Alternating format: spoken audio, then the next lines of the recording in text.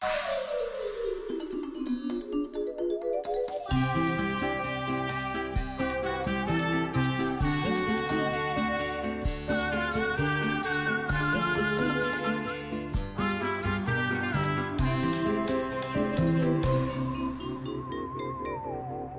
got a funny feeling that aliens aren't really true. I just think they're made up or something. They'd have 8 eyes and be a bit like a slug, except a bit bigger.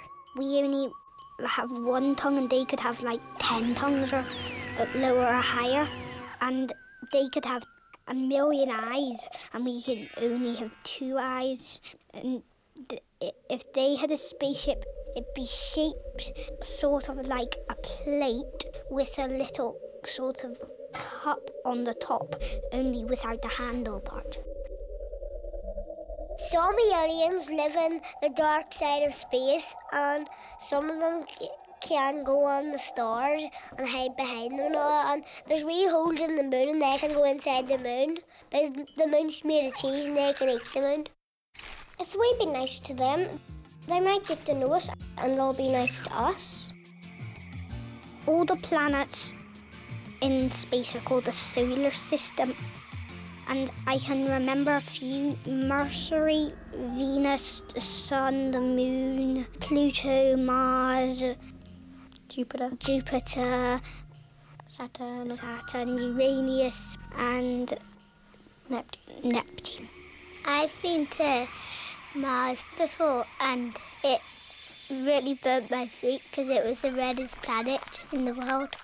You know what? My daddy landed on the moon when he was away a long, long time ago. The people going to space do take a big step for mankind, and they go on the moon and find lots of other things and bring back moon souvenirs and all. They went in a rocket and they brought food, drinks, and their spacesuit and all the other stuff. They just go inside the rocket, do poo, and there just be these flying brown things in the sky because it lost gravity. You would have some buttons on the rocket, and I think if you press one of them, there's this little cabinet that comes out and gives you food. Because my uncle once went on a rocket. And also there's a button that turns the gravity off, and it's very, very hard to get to things and to turn the gravity off again.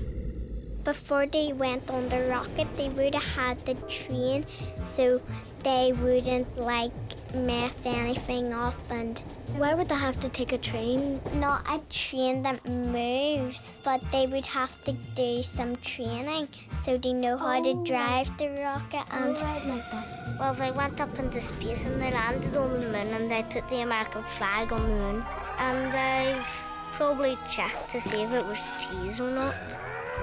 No, they were looking if it was nice and tidied or nothing on it. So it's always tidied. There's no water, there's no heat, there's nowhere to build a house. In the future, maybe people will live underwater.